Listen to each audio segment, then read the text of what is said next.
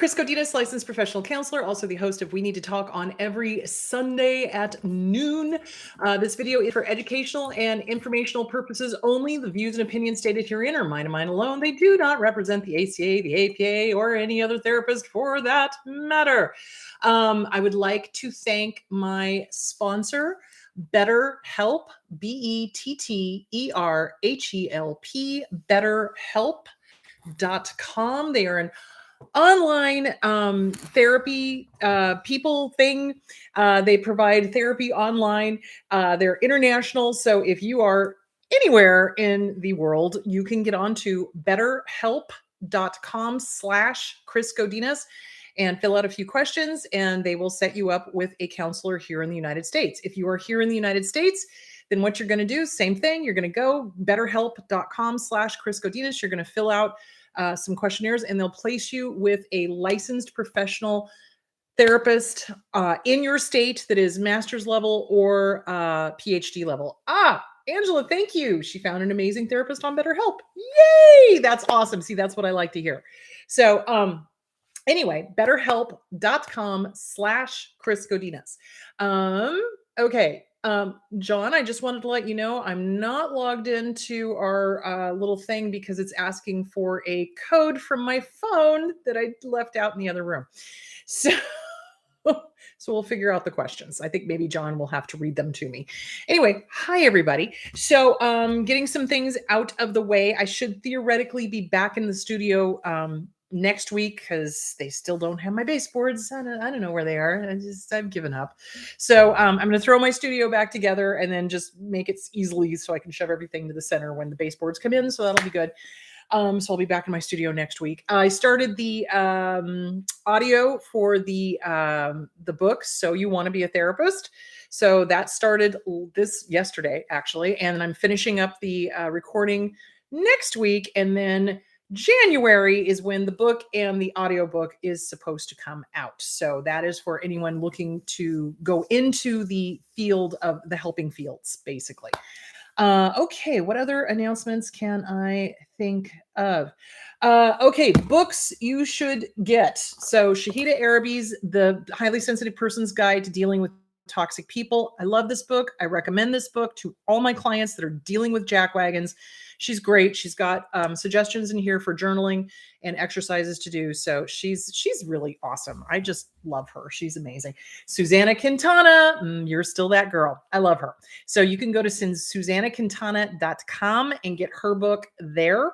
And of course, there is Splitting by Bill Eddy and Randy Krieger. So I just recently had a couple of clients that are going through divorces with these disordered people. And that's the first thing I told them is like, you've got to read this book, because they were still in that cognitive dissonance of, oh no, they wouldn't do that. And I'm like, read this book. They read the book and they were like, holy crap. And I'm like, yeah. And then they started doing everything that they said in here, everything that I've said. And they were like, how did you know? And I'm like, well, they behave the same way, no matter where they are in the world, no matter their gender, no matter their sex, no matter their nothing. They're the same everywhere. They do the exact same things. They say the exact same things. In fact, I was going to tell you, I was watching a documentary on the Gucci killing, the Maurizio Gucci killing. And there was an interview with the supposed, mastermind of it, his ex-wife. And she said something that I have heard stalkers and narcissists and psychopaths say. And that was, it's better to cry in a Rolls Royce than on a bicycle. And this is how they justify stealing, killing, all sorts of things. It was chilling to me that I heard word for word what I've heard other stalkers and other psychopaths say. I'm just like, whoa, that was crazy. So anyway, great movie. If you want to go see it, it's got Lady Gaga and Jared Leto. Didn't even recognize him, but it's a great, well, okay. If you're in an abusive relationship, don't go see it. If you're interested in becoming a therapist or becoming a helper, go see it, because I think they did a really good job, although they could have gone more into the psychopathology of it. But they did a really good job of showing kind of like the crazy thinking and the how it just kept snowballing and this, that, and the other thing. So anyway, there's that. And then, of course, there's my books. You can lead a horse to water, but you can't make him cha-cha. And What's Wrong with Your Dad, available on Kindle, Audible, and at Amazon. So yeah. So anyway, so there's that. Okay. Let's dive into, oh, grazie. Here's my phone. There we go. Okay. Hang on. Let's see. Oh, good, good, good, good, good. Let me go back over here and get signed in. Sorry, guys. It is so dumb that every once in a while they do this and they don't do it for a really long time and then they do it. And then I'm like, oh, okay, hello. All right. Yes, thank you. Go. N- n- Remind me later. Go away. Oh, I don't like computers and technology. I really don't. Okay. So, yay, I'm where I need to be. Huzzah. Okay. So, all right. Let me just, okay, there we go. All right. So today we are talking about, and hello, everybody. Sorry, I was kind of with the whole, trying to log in and stuff. Okay. So today we are talking about dissociation, dissociative disorders, identity disorders, other disorders, unreality, and avoidant personality disorder. So basically, all of these are based in trauma. Every single last one of them. You don't just suddenly start dissociating for no apparent reason. So you really want to understand that why you're doing this, why you're dissociating, why you're checking out, why you're maybe dissociative identity disorder, having other personalities come in and take over, or avoiding things. This is all a trauma response, seriously. So if you are having any of these issues, seriously, go get with a good trauma therapist and start unpacking the trauma. So let's start with the first one. So, okay. And this is from the Mayo Clinic. Dissociative disorders are mental disorders that involve experiencing a disconnection and lack of continuity between the thoughts, the memories, the surroundings, the actions, and the identity. People with dissociative disorders escape reality in ways that are involuntary. I mean, trust me, this is not anybody that would be like, oh, yeah, I want to dissociate. No, thank you. It's a scary thing to have happen. And the unreality part of it, which I'm going to get into in a minute, is really scary because you realize it's happening and it's really kind of frightening. So, okay, dissociative disorders usually develop as a reaction to trauma and to help keep difficult memories at bay. So remember, the memories are not just cognitive memories. It's not just what we're thinking.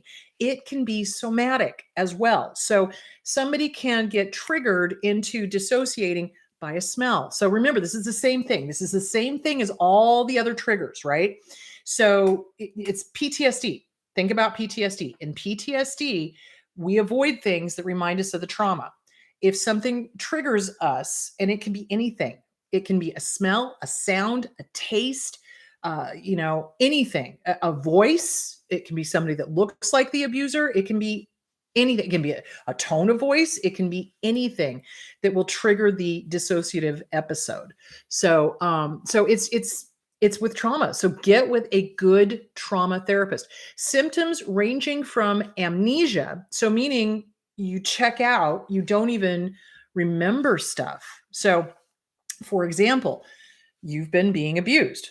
You've got family and friends who see you're being abused. They ask you to go to lunch with them and they tell you, hey, you're being abused. But the cognitive dissonance between what the abuser is filling your head with and what the family and friends are telling you is too much. And the person just checks out, doesn't even remember having lunch with the family or friends, and would rather go back to and believe the abuser because the cognitive dissonance. I'm not saying you're enjoying the abuse. What I'm saying is that the incoming information from the family and friends, which is the truth, and the BS that's being shoved into your head from the abuser are conflicting, and that causes cognitive dissonance. And the person will literally, the stress of it will literally make them just amnesia, check out. Oh, did I have lunch with them? I don't remember having lunch with them. I was supposed to have lunch with them. Did I have lunch with them? And that's why, because the person they had lunch with was telling them that the abuser was abusive. So, yeah. So, that is amnesia, they just gone all the way to alternate identities. So that would be dissociative identity disorder, where other parts of the person come forward to handle whatever is going on. Um, depend Okay, so the symptoms range on, amnesia to alternate personalities, depend on the type of dissociative disorder you have. time of stress can temporarily Times of stress can temporarily worsen symptoms and make them more obvious. So obviously, when somebody's stressed out, that's when they're going to dissociate. So with this whole pandemic stuff and with all the unrest and everything going on, there's been a lot more recognition of people being in dissociative states because it's been very stressful. And so, and of course, here we are coming up on Christmas, and we just got done with Thanksgiving. We are in Hoover season. OMG. I cannot believe how many Hoovers are going on. I hear from people every day going, wow, am I glad you talked about that, because my ex, who I haven't heard from in 5 years, suddenly sent me a text. That's stressful. That's stressful because here you think, you're cruising through your life. It's Christmas. You're doing your thing. You're all happy. You're cooking. You're, making stuff and doing presents and, whatever. And then all of a sudden, from out of the blue, you get broadsided with a text or an email, or God forbid, they just show up and want to talk or want to whatever. So here's the thing, guys. If somebody shows up to your door and you don't want to talk to them, you don't even answer the door. You don't even let them know you're home. It doesn't matter whether they know you're home or not. You don't answer the door. If it's your abuser, tiptoe back. It's like that Men at Work song. What was that Men at Work song where they're talking about the landlords hearing them? Anyway, but yeah, it's like, just, you don't have to answer the door. You don't. And you don't have to pick up the phone, and you don't have to fill in the blank. Now, of course, something that we were talking about in one of the Q&As is that the abusers will call from different numbers. They'll call from friends' numbers. They'll call from a new phone number. They'll call from whatever. So as soon as you realize that it's them, hang up. And somebody said, well, don't answer numbers you don't recognize. Well, that's great unless you're in a position where you have to pick up the phone, like, working in my industry, I have to pick up the phone because, sometimes people don't leave messages. So I need to talk to them in person. So, and unfortunately, I get a lot of spam, but, you just hang up. So, anyway, if it's them, you just hang up. You don't engage, you don't encourage, you don't, nothing. You give them nothing. So, okay. So, yeah, this is a time of year where there is a lot of stress. Treatment for dissociative disorders may include talk therapy, psychotherapy, and medication. You can learn to cope with new and healthy ways to deal with the stress. Okay. So symptoms, memory loss, amnesia. We talked about that. Certain time periods are just gone. So for example, a lot of clients that I have, when I start asking them about family of origin, they will tell me, I don't remember from age 6 to 12. And that, to me, boom, that's a huge red flag. Okay, what happened between 6 and 12? And there's usually a trauma, and it's usually a sexual trauma, unfortunately. So there is a reason why we don't remember parts of our childhood if there was abuse, if there was trauma. So, and think of it this way, cognitively, little ones cannot cognitively cope with physical and emotional trauma. They can't. They don't have the cognitive ability to do it. Kids don't develop that until they're in like early teens, So if abuse happened like little, that's going to be probably somatic. You're going to remember it body wise. If abuse happened between like 2 and 6, and you don't remember that time period, then that's something to start investigating with a trauma therapist. If you don't remember your entire childhood up until age 12, there's something that went on, guarantee it. So this is why you want to get with a good trauma therapist. You want somebody who is trauma informed, who understands abuse, who can help you process and work through the trauma without being re-traumatized, so that it doesn't force you to dissociate again. And there's a lot of modalities out there that help with that. So DBT, dialectic behavioral therapy, that's a great one. EFT, emotional freedom therapy, that's the tapping stuff. EMDR, that's another good one, but I think you kind of have to sort of remember what happened in order for that to be effective. I'm not sure. Double check me on that. So, but there are other modalities out there that help with trauma. It would be a really good idea to get with a trauma therapist and start unpacking the trauma so that you master the trauma and the trauma has not mastered you. Okay, so that, okay, a sense of being detached from yourself and your emotions. So, like, it's like you're floating around up here and this is going on over here and you're just not a part of it. And that is a common feeling. That's also part of the unreality thing that I'm going to talk about in just a second. A perception of people and things being around you as distorted and unreal. That's the one. So, I am going to share what happened to me in college. So, when I was in college, I was going against every single thing that my parents wanted or were shoving into my head or whatever. I had toured Europe on my own, backpacked across Europe, went by myself. And of course, my mother was like, oh, you can't do that. Women can't do that, blah, blah, blah. I'm like, watch me. So, I'd done that and I had gone to college and I was getting my degree and my dad tried to stop me. He was like, no, you're the cute one. You're not the smart one. So you need to become a cosmetologist. And I was like, I'll get my cosmetology license and I'm still getting my degree. So I still got my degree. So that went against whatever he wanted. So in 1988, and I know this is the year because this is the year that Beetlejuice came out. I had a period of time where I felt that unreality. It was the creepiest, weirdest thing. And it was all trauma based because incoming information was not matching what mom and dad had shoved into my head. So basically, I've been finding my voice. I discovered my courage. I realized I could take damn good care of myself and tour Europe by myself. I realized I could get my degree. I realized I was not just the cute one. I was also the smart one. And one of the smart ones.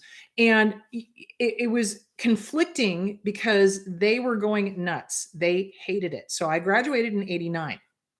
Now, my mom did her best to ruin the day because she never graduated. She never graduated college. So she was jealous. So prior to this in 88, so as I'm getting closer to graduating and all of this, I started having these episodes where everything felt unreal. And it was scary. So it's kind of like a psychotic break, but in a psychotic break, they don't know what's happening. In the unreality dissociative state, you know what's happening. So when Beetlejuice came out, and this all makes sense, trust me.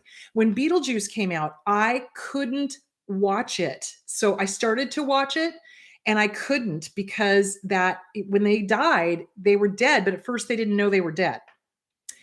And that freaked me out because that's how I had been feeling. That is the best way I could put it. So I was having an existential crisis. I was dealing with trauma. I was dealing with all of the abuse from my dad. I was dealing with the abuse from my mom. I was dealing with, am I valid? Am I here? Am I real? Am I dead? Am I alive? Are you real? Is this real? So it's a really scary kind of dissociation because it's like things feel absolutely unreal. And I remember curling up into a ball on my sister's floor after seeing Beetlejuice. I mean, I watched part of it and then I had to leave. And just going, I'm crazy. I'm losing my mind. I don't know if I'm dead or alive. I don't know if I'm real. I don't know if you're real. I don't know if, and she was just like, breathe. God bless my sister. So it's real, guys. The unrealness is real and it is a trauma response and it's terrifying. When you're in the middle of it, Jesus H. Montgomery, it scared the effing bleep out of me. It did because it's like, I was just like, is this real? Is this not real? Am I real? Am I dead? Am I alive? Am I like the people in Beetlejuice? What's going on? And now obviously after I've done a ton of work. I understand it was because during this time period, I was really giving the middle finger to my abusers, and I was really going up against the conditioning, the programming, the brainwashing, the lies, the whole thing. And I was doing everything polar opposite of what they wanted. And it was freaking the inner child out big time. So, yeah, it is kind of an existential crisis in a way, but it's trauma. It's trauma. It's trauma. And it's from the BS that we had over here. When we start getting healthy, when we start confronting, when we start, moving away from that. So, how did I deal with that? So, basically, my sister, God love her, talked me through that episode. And then when I had other episodes, I knew what it was. So I wasn't freaked out because, well, okay, let me caveat. I was freaked out, but I wasn't as freaked out as I was during that really big first episode. Does that make sense? So once I started working on the trauma, once I really started confronting mom and dad do not have my back. Dad's crazy, mom's not too far behind, God bless her, and really started unpacking the trauma. I really have not had one of those episodes since. So really, it does have to do with getting with a good trauma therapist, getting your self-esteem rock solid underneath you, rock solid. So rock solid, sun comes up in the east, who you are. Because what abusers want to do is they want to take that certainty away from us. That is what they do. So this is why I'm saying, if you do nothing else, work on self-esteem. Please do something else besides that. But if you do nothing else, work on self-esteem. Because if you have good self-esteem, you know who you are.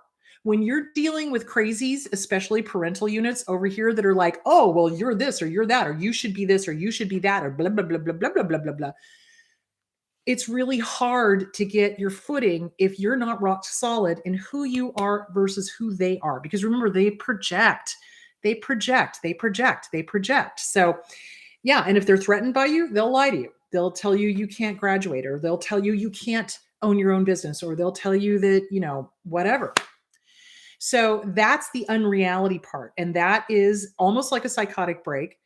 It is a psychotic break. It's just that this time with that kind of unreality in that particular moment, it's happening. And that's, I think, 10 times worse than if you just had a psychotic break and it happened and you don't remember it. Because it's like it's happening and you remember it and you know it because you're going through it, So I'm sorry if that triggered anybody, but yeah, that's what it is. And I've experienced it. So you're not crazy. Let me just validate that. You are not crazy. This is a trauma response. It doesn't happen to everybody. Thank God. I seriously would not wish that on my worst enemy. That was the scariest time I can remember. So yeah, it doesn't happen to everybody, but it does happen to some people. And that is a trauma response. And that is part of the dissociation. That is part of the dealing with the incoming information, not matching what you're doing or not matching what you're feeling or not matching, whatever. So you're not crazy. It's a trauma response. So really the biggest thing is rock solid self-esteem, boundaries, get with a damn good trauma therapist and start unpacking the trauma. Will you remember the stuff from your childhood? You may, or you may not. And either way, it's fine. It doesn't, if you remember, great. If you don't, great. That's not the important part. The important part is, okay, I know something happened, not entirely sure what. I am going to work on my self-esteem. I'm going to work on my self-love. I'm going to work on my boundaries. I'm going to work on my communication skills. I'm going to work on stress management. I'm going to work on, do you see where I'm going with this? And if you remember what ends up happening, and this is what I got to warn you guys about, when you feel safe, that is more than likely when you're going to remember. So, and it'll come out of the blue. It'll come out of the blue. So every once in a while, when I was unpacking the trauma, I would remember something that I had completely forgotten. Now, I didn't not remember, double negative.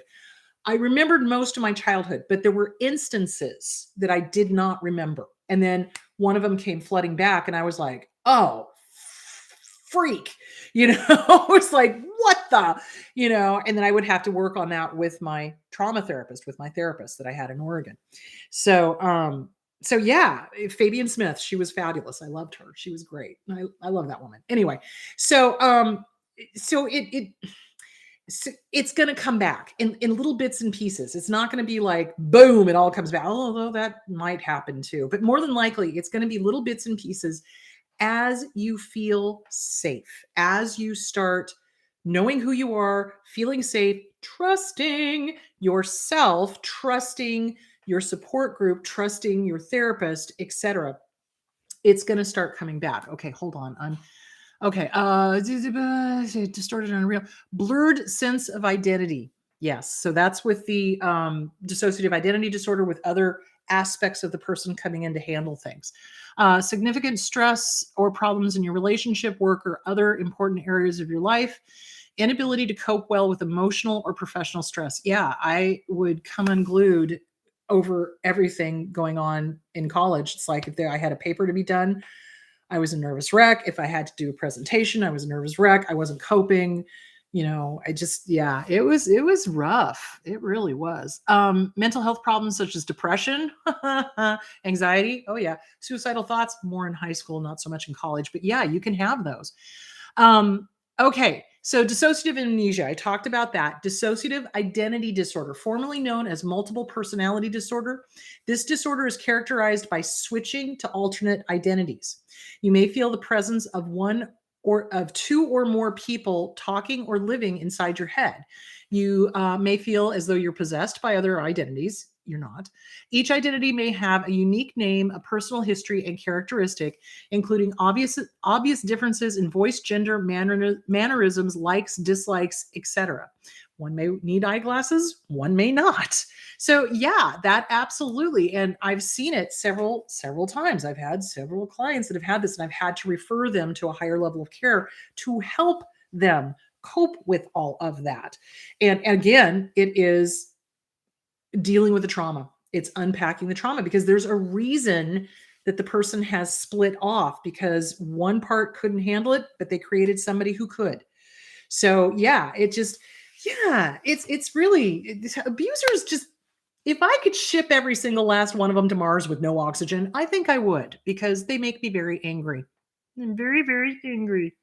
No, I am. I despise what they do to us. I really do. And it makes me angry because also the dissociative identity disorder can be terrifying for the person as well, because they know there's all these different persons here and they're all trying to help mostly, although some of them may not. Some of them may be a representation of the abuser, and that's when they definitely need to get a higher level of care. So it's really important to get a trauma therapist that understands dissociative identity disorder, if that's what's going on, that understands the unreality, because that's a psychotic break and it's freaking scary, that understands, the trauma we went through, and helps us make it make sense. I think that's the big thing, because when we're being abused, it doesn't make sense. Depersonalization, derealization disorder. That's what I just talked about. This involves an ongoing or episodic sense of detachment, of being outside yourself, observing your actions, feelings, thoughts from a distance, like you're watching a movie. It's not real. The other people around you may feel detached or foggy or dreamlike. Yeah, that's what I experienced. Time may be slowed or sped up. Mine slowed. It was weird. It was really weird. The world may seem unreal. Yep. You may experience depersonalization, derealization, or both. Symptoms can be profoundly distressing and may last only a few moments or come and go over many years. So I honestly think that if you're having a continued episode, so like it's continuing to happen, that says to me, get with a good trauma therapist, start unpacking the trauma and get some coping skills. And for me, what saved my ass was my sister, because she didn't make me feel crazy. She validated, she basically comforted me, and she acted as the second mom. And she was the one that kind of directed me into getting help in college. I, went and got a counselor at the university I was at. So, that really helped. It did, and not feeling like I was completely full goose bozo, So, which of course I tried explaining this to my mom and she just was like, that's crazy. And I'm like, that's not helpful. So, so yeah. So the biggest thing is that these are all based in trauma. Now, persistent depressive, I know I'm going to go over a little bit. persistent depressive disorder, dysthymia. So dysthymia also can come from trauma because we've been in this state of fear and panic and sadness and anger and everything for so long. I know I was depressed for a really long time after leaving the house.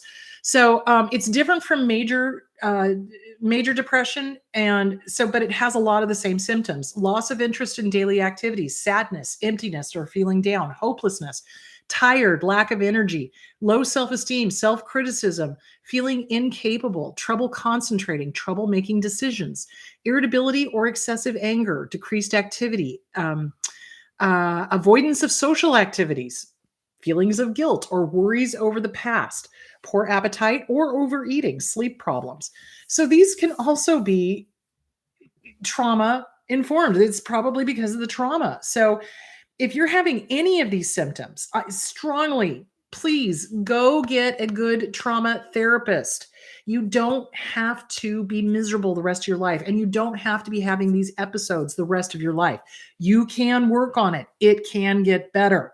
Seriously, the depression can get better. The dissociative episodes can get better. It's just a matter of working on yourself and loving yourself and really unpacking the trauma and putting it back to where it belongs and getting validation.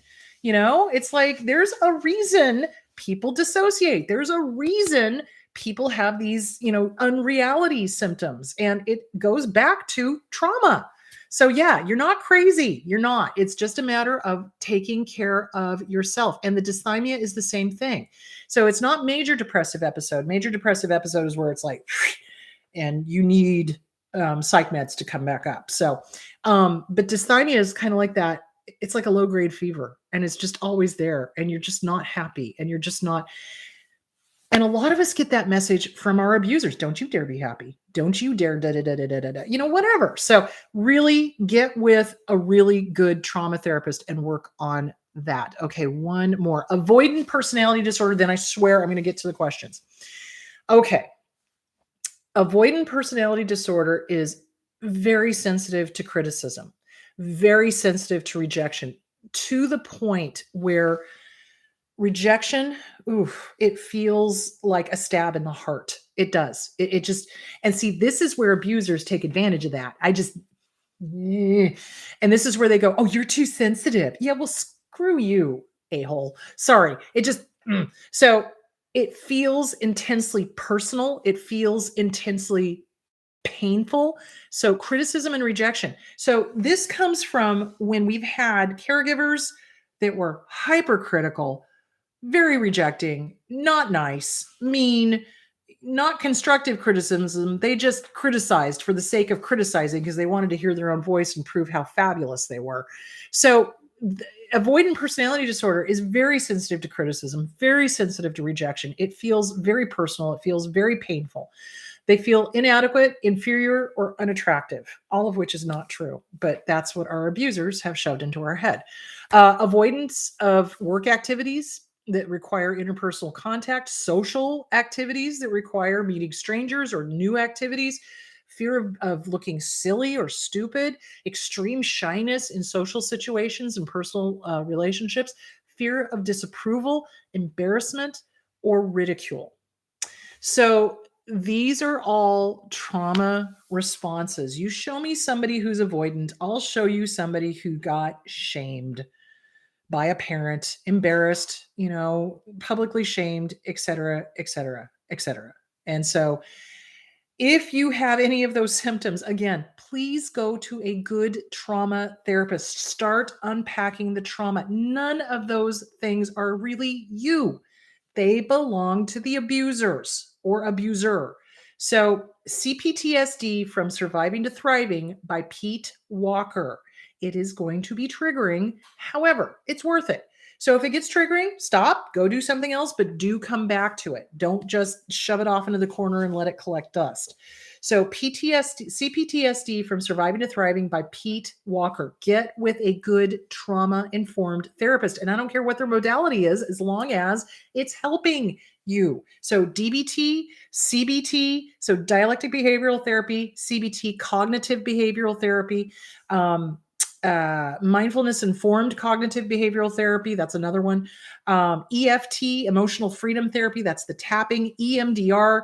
Oh Lord, I always forget what that one stands for. Eye movement rapid desensitization. No, eye movement eye movement desensitization reprocessing. That's what it is. So it helps move the memories into a, avoiding the amygdala so that you don't relive them. So anyway, CPTSD from Surviving to Thriving by Pete Walker. Don't not do it. I just did a double negative again. What the heck?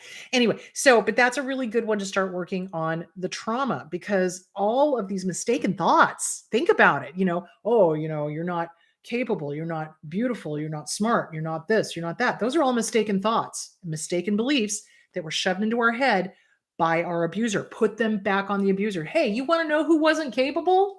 You're never going to win Parent of the Year award. Thanks for playing. Go pound sand. Bye-bye. Do you see where I'm going with that? So yeah, that's what you need to work on. Okay. All right. Woo, let's get to the questions. I think I covered everything we needed to cover. Okay, fabulous. All right. All right.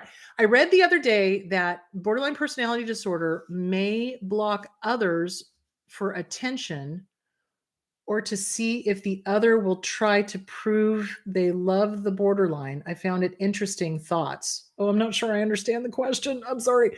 I read the other day that borderline personality disorder may block others for attention or see if the other will try to prove they love the BPD.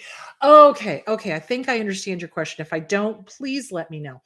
So, borderline is based in trauma. It is. If they get help, they can get better. If they don't get help, they don't get better. So everything is on a spectrum. So down here you have traits of, okay? Down here, you're starting to get into the malignant end of it. So some people with borderline personality, not all, but some, will set up competition so that it's like, prove you love me, prove you love me, prove you love me. And the best way I can describe this, and I'm pretty sure I talk about it in my new book, when I was going through practicum, I had this client that would go on to websites, dating websites, and post their real picture, but then also post a stock photo of a supermodel.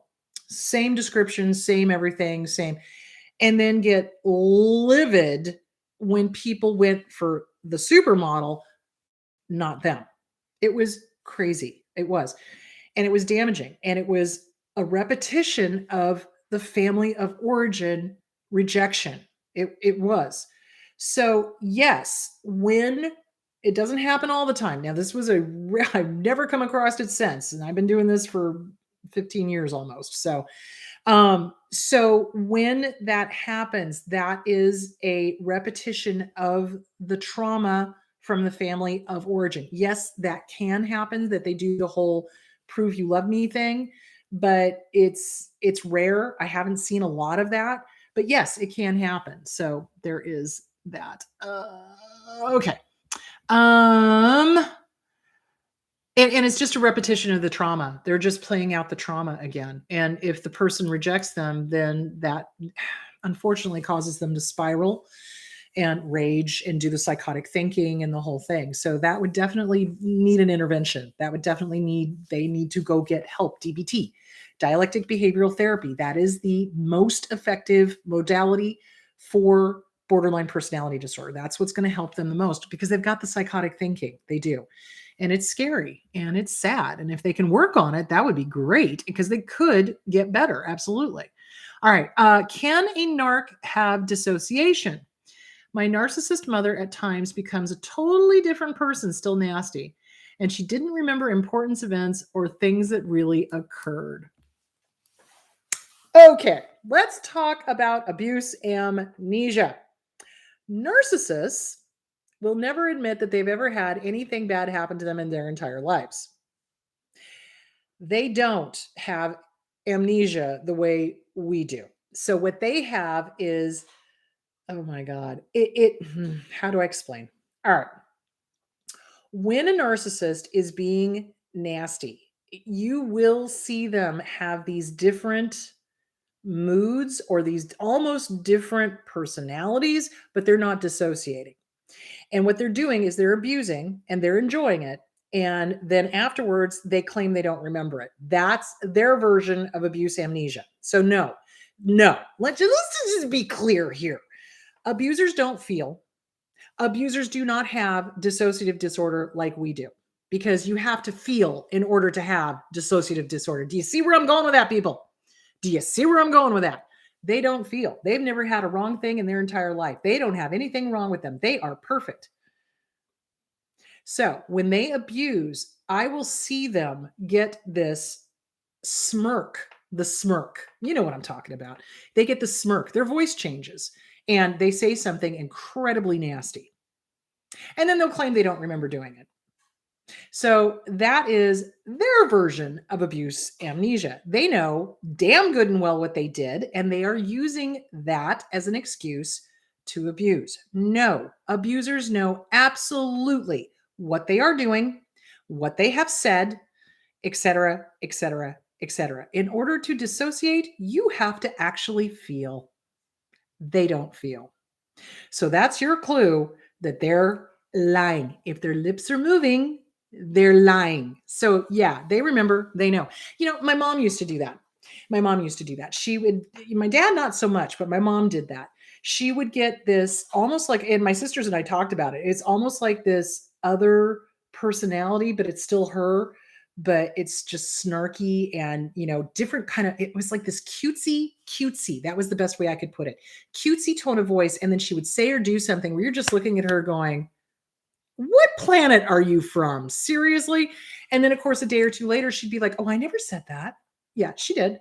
And then she would even admit, when I pushed her, she would admit, yeah, she did remember that. So do you see where I'm going with that?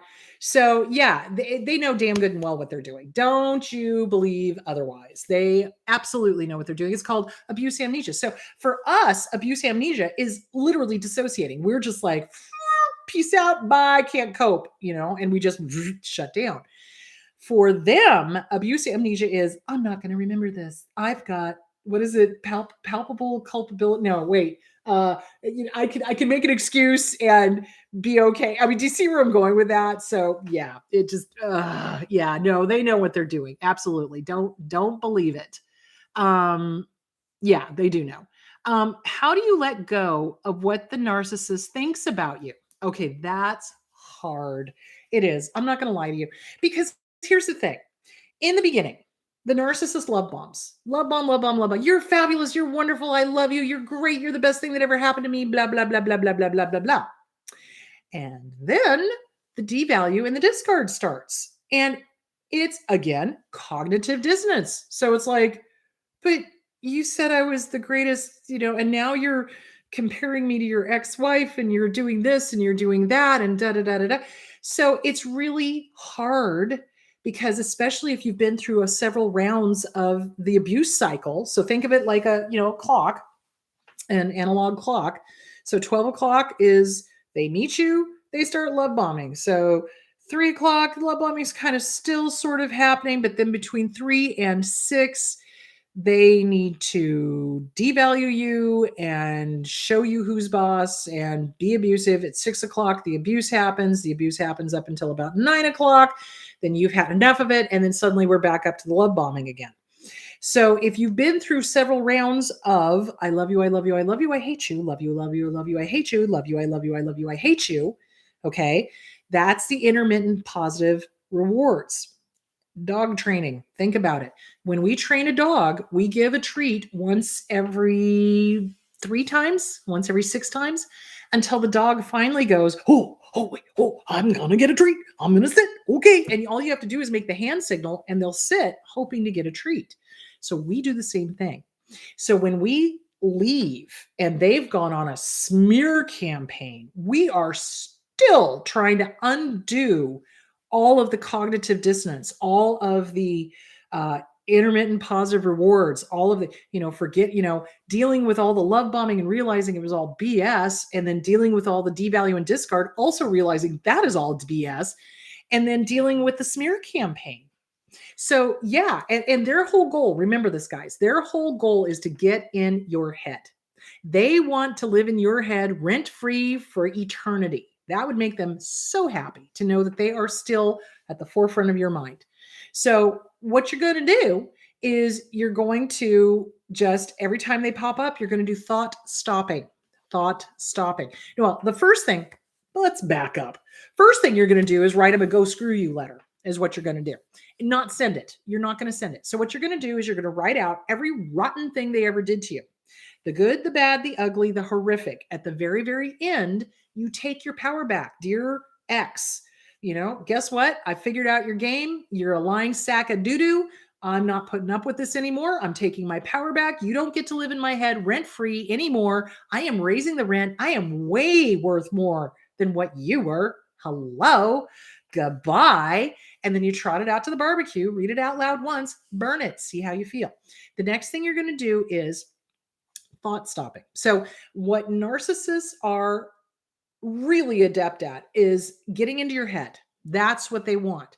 So, they generally are the first thing on your mind in the morning and the last thing on your mind at night.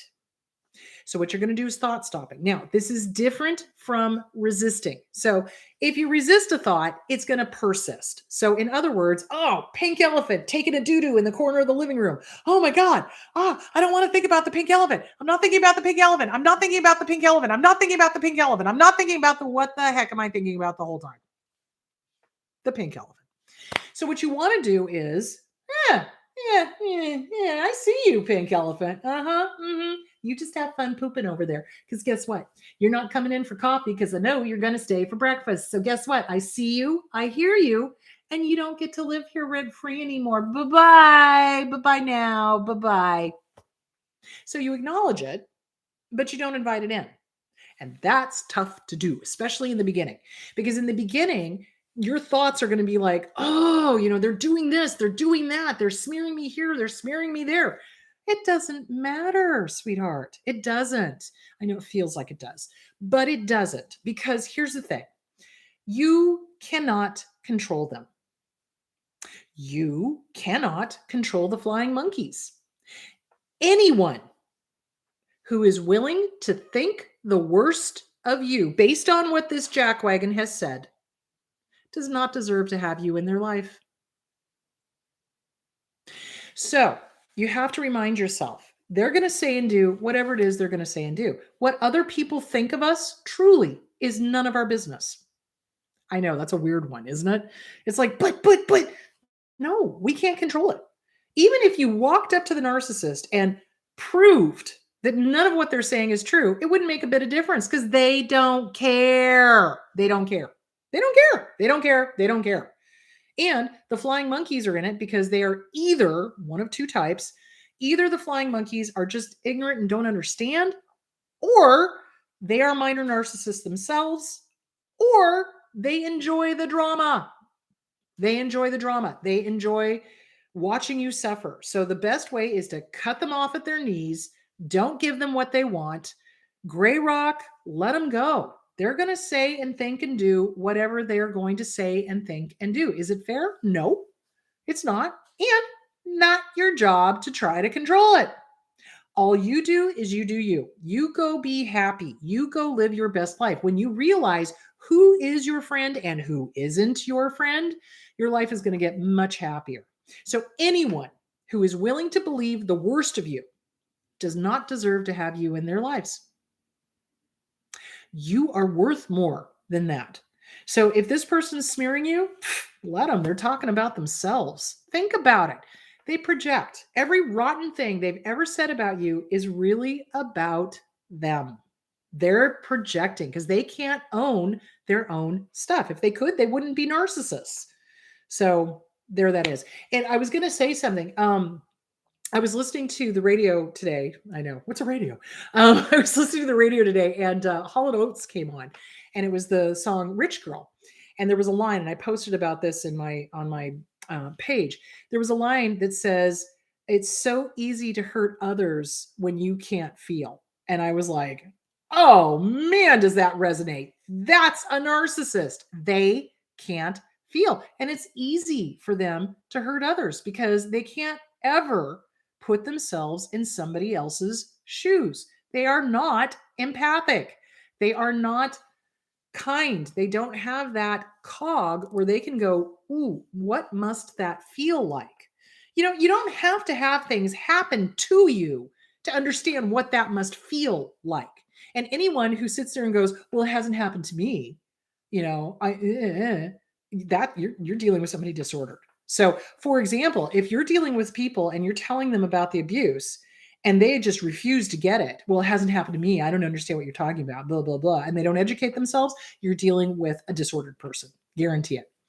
So anyway, interesting thought. I don't know why that popped up, but it did.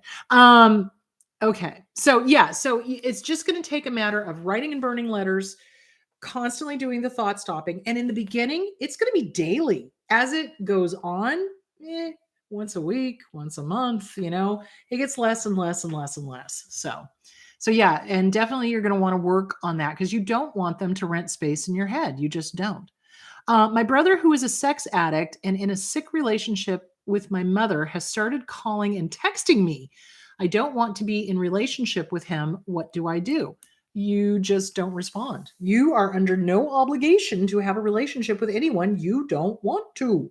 Seriously, I have some family members I do not speak to, and they may call and I'll maybe send a text back, hope everything's fine, But other than that, I'm busy. Sorry, I'm busy, not available, busy.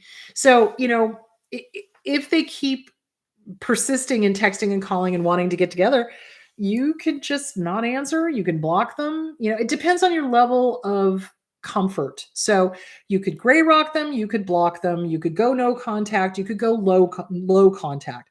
It just depends on what is comfortable for you. So yeah, you don't have to have a relationship with family members you don't want to. It doesn't matter who they are. Here's the question to ask yourself. If you were not related to this person, would you have anything to do with them? If the answer is no, act accordingly. Boom. There you go.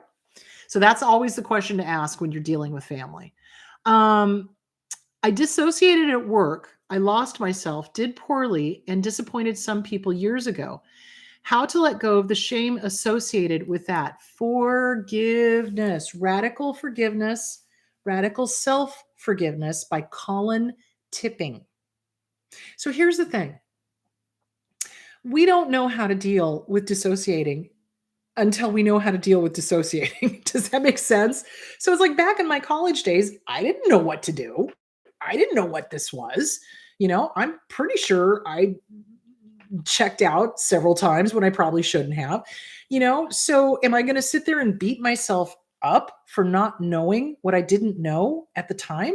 No, I'm not. I'm going to forgive myself. I am going to love that little 18-year-old me and say, hey, little one, you did the best you could do.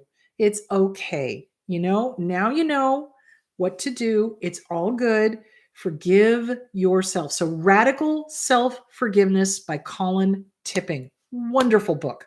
I love it because that's the one thing that abusers instill in us is that sense of shame. Oh, you did this wrong. Rub the nose, rub the nose. Why?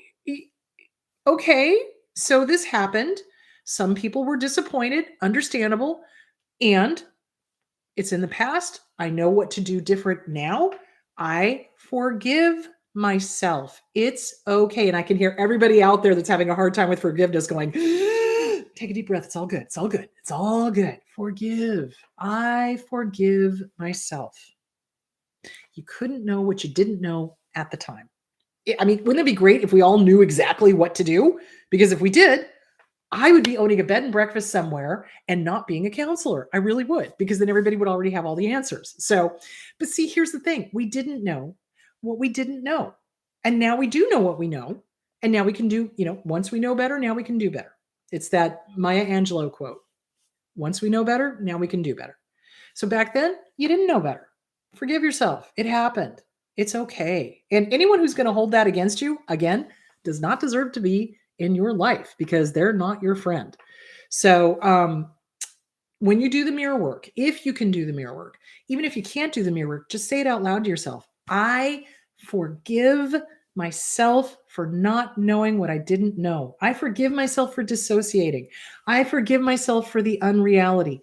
I forgive myself for fill in the blank, for disappointing the people. I forgive myself. It's okay. You want to treat yourself the way a good parent, not the ones we had, but a good parent would say or treat you. So, I forgive you. It's okay. It's okay. You didn't know. It's okay. So you disappointed some people. It's okay. You know better now. You know what to do. It's okay. I forgive you. Say that in the mirror. You're gonna cry. Guarantee it. Because the first time I did that, oh my God, it was like, oh my God, there's forgiveness. What the heck? And it's really emotional because we never got that from our family of origin because they were such harsh and critical and mean and, rubbing your nose in it and this, that, and the other thing. So forgive yourself. Radical Forgiveness by Colin Tipping. That's for other people. Radical Self-Forgiveness, also by Colin Tipping. That's for us. And do the mirror work. Hi, good to see you. Have a great day. You know what? It's okay to forgive yourself. I forgive you. And you're going to cry. Guarantee it. It's okay. It's okay. It's okay because this is probably the first time you've had forgiveness or grace in your life. It's true. It's the weirdest thing. It's like the first time we forgive ourselves, really. The first time we cut ourselves some slack, it's an emotional release because we've had this nastiness hanging over us, rubbing our nose in everything. And when we finally go, and I forgive myself. Whoa, wow, So forgive yourself. Forgive yourself. It's okay. It's okay. All right, let's see. Can forgotten memories suddenly surface out of nowhere? And can they also appear in dreams? Yes, absolutely. Yes. So forgotten memories will pop up when we feel safe. I think I talked about that earlier. So forgotten memories will pop up when we feel safe. And remember, our subconscious is constantly, if you believe in the Carl Jung collective unconsciousness, and he was very much into the archetypal dreams stuff. And I love that stuff because I think it's valuable. So when my clients come in and tell me their dreams, I'm like, let's analyze it, and I'll write it all down and we'll figure out what the archetypes are and, go through it. And they'll be like, oh yeah, that meant this about my mom. And oh, this was about my dad. Oh, and this was about my aunt. It was great. I love doing that. That's so much fun. So yeah, I do think dreams are very important. I do. Not everybody subscribes to that, but I do think that the subconscious is definitely working on stuff. And so, yes, sometimes remembered stuff will pop up into dreams. Sometimes it's symbolic of the remembered stuff. So, for example, my dad never raped me, but in my dreams, he was always raping me. But verbally, emotionally, and I think intent-wise, he was raping. Does that make sense? And so I would have dreams like that when I was going through my counseling with my therapist in Oregon. And so, yeah, those dreams they were very disturbing because I was just like, what the, and I'm like, I know that didn't happen. So why am I dreaming this? Oh, it's symbolic of, and then we would go through and work it through. So yeah, dreams are very telling and they do help us process. So there is a website called Dream Moods that I like to go to. And they've usually got some pretty good interpretations of common dream symbols and things like that. So, but again, it really is up to the dreamer what the symbology is. So if you're having a certain dream, you have to figure out for yourself kind of what that means. You can be guided by a therapist with that, but it's good to kind of, okay, well, what does this mean? So for example, I had a dream one time when I was dealing with a particularly nasty female about spiders jumping. And I went, oh, that's about this female. Oh, that's interesting. So my dream was like trying to warn me. It was like, oh, this person's a spider. Okay, I got it. Okay. So yeah, the dreams are very helpful. Dreams are very helpful. And it's good to interpret it yourself. But if you need a little help, Dream Moods on just Google it, Dream Moods. And they usually have some pretty good interpretations. Sometimes they're off. Like one time I was just reading one of the descriptions. I was like, that's not what that means.